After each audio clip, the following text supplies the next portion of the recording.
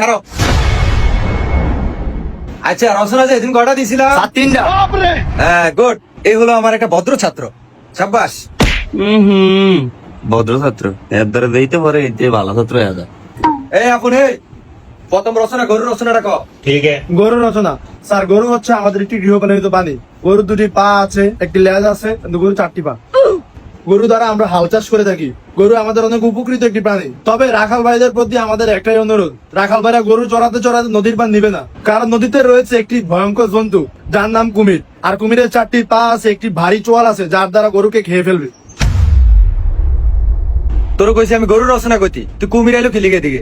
আচ্ছা বাদ দে, তো 2 নম্বর রচনা বাড়ির রচনা ক। বাড়ির রচনা। অনেকগুলো ঘর মিলে একটি বাড়ি হয়ে থাকে।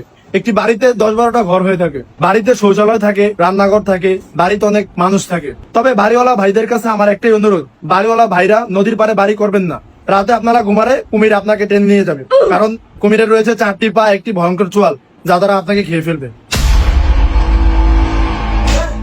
তুই এটার ভিতরে কুমির ঢুকাইলি, তোর আমি কইলাম বাড়ির রচনা কইতে, তুই বারবার যে কুমিরের রচনা ঢুকাস।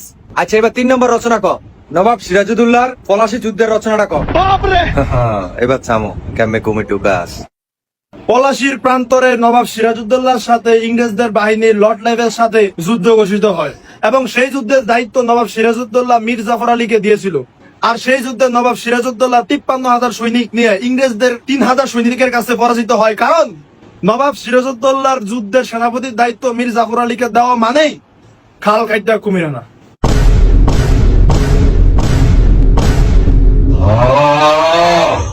সুতরাং আমরা সবাই জানি কুমির একটি ভয়ঙ্কর জন্তু, যার 4টি পা আছে এবং একটি ভয়ঙ্কর সোয়াল আছে, যা দ্বারা মানুষকে খেয়ে ফেলে।